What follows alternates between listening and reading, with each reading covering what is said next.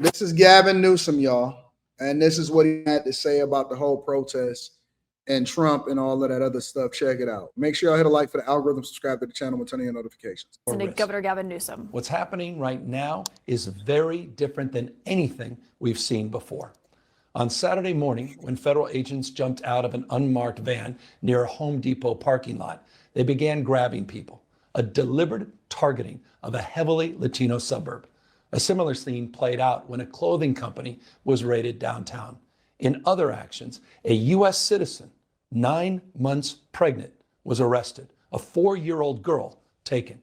Families separated. Friends, quite literally, disappearing.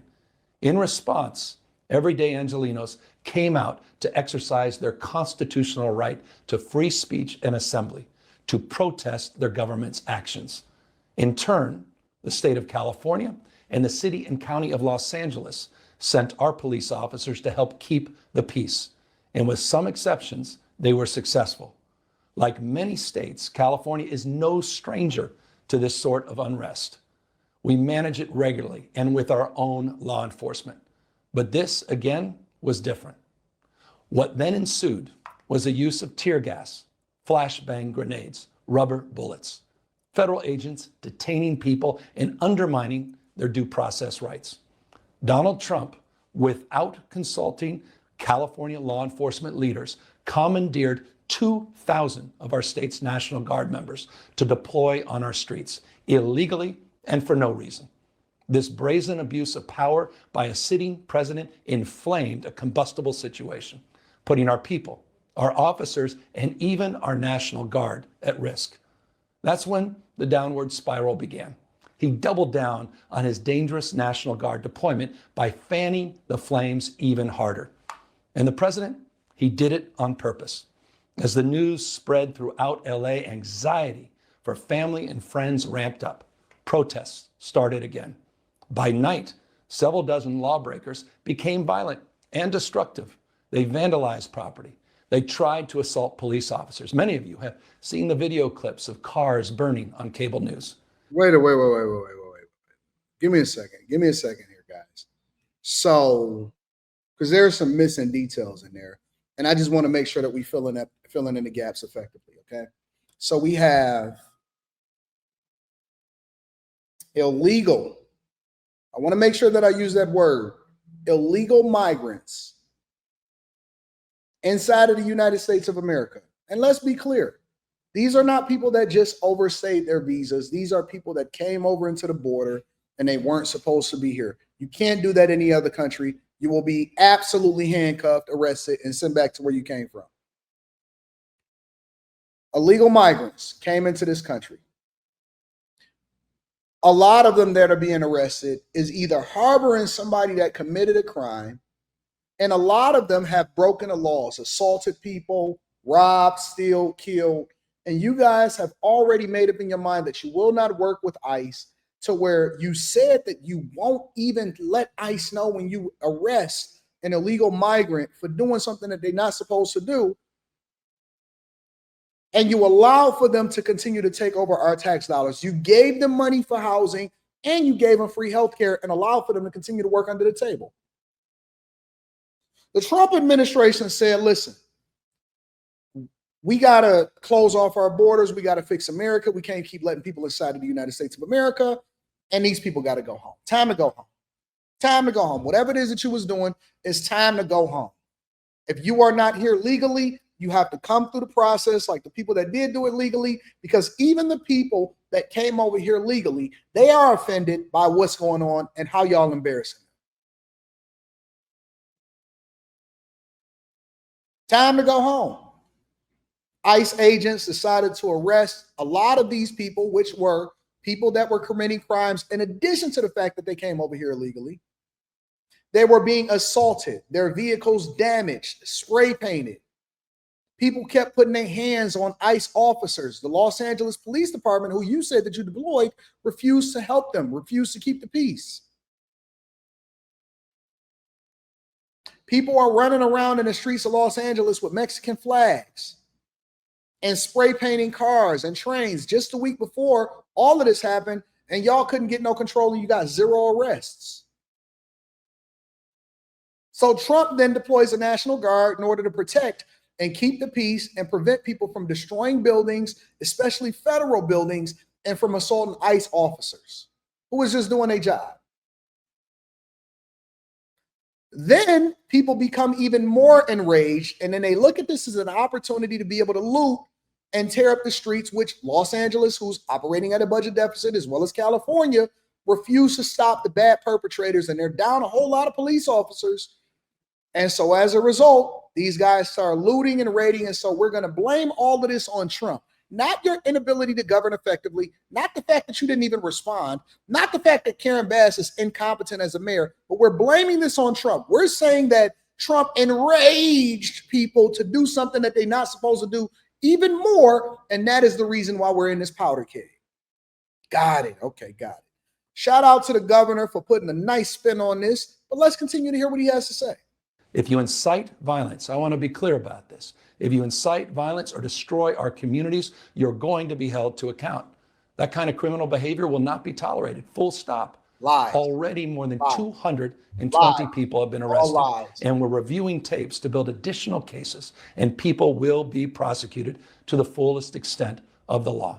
Again, thanks to our law enforcement officers and the majority of Angelenos who protested peacefully, the situation was winding down and was concentrated in just a few square blocks downtown. But that's not what Donald Trump wanted. No. Forget the freeways that they shut down. Forget the federal cars and the officers' cars that was burning in the middle of the street. Forget all of that. Forget the people that were throwing rocks.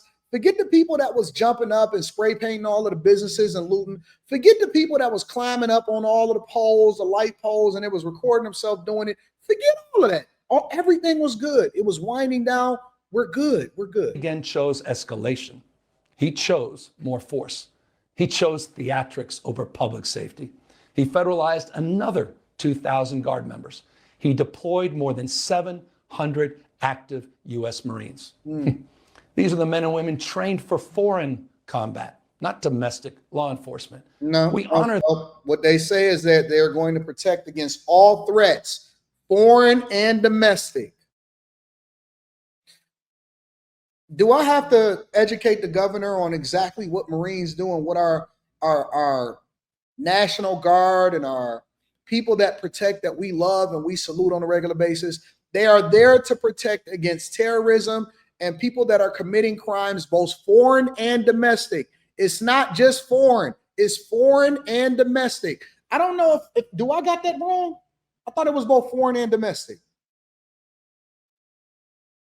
Are we missing something here, or are we all on the same page? I thought it was both foreign and domestic.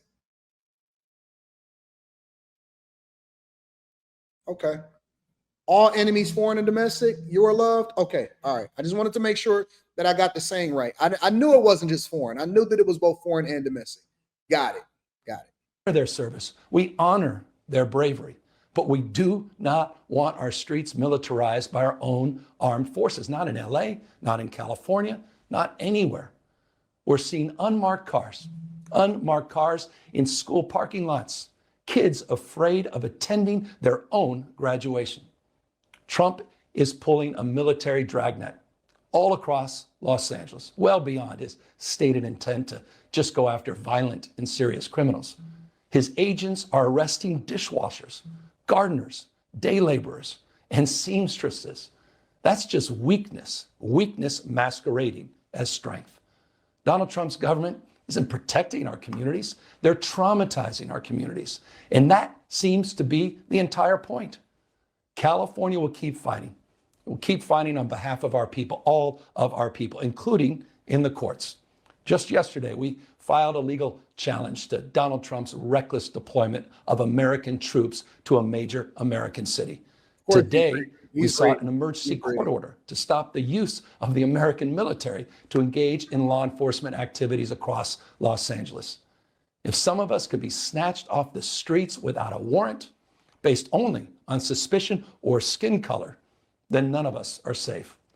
Listen, guys, we've heard all of this rigmarole before, but this is what I will tell you. If you are an American citizen, you're safe. If you are here and you're doing things the right way, you have nothing to worry about. When you go out the door and you are a legal citizen and you're taking care of business and you're not causing any problems and you're not robbing anybody, you don't have anything to worry about.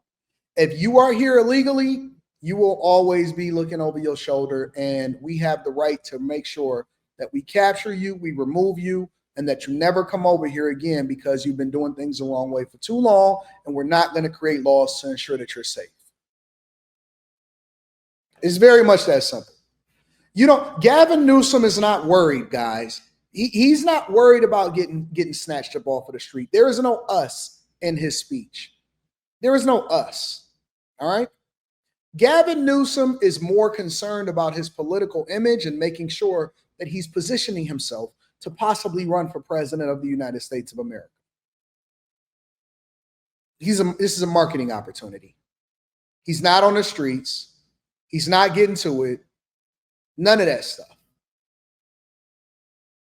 He doesn't care about you. He lives in his nice, pretty house. He's nice and rich. He's a millionaire. He will never, ever, ever, ever shake your hand. He don't care about you.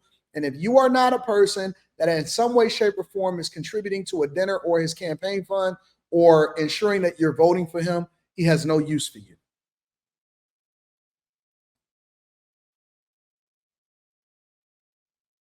He has no use for you guys. So I don't know what y'all think that this is. I'm not sure if you really understand what's happening right now, but you guys are fools. You're being paid to literally be the suckers that they are laughing at. But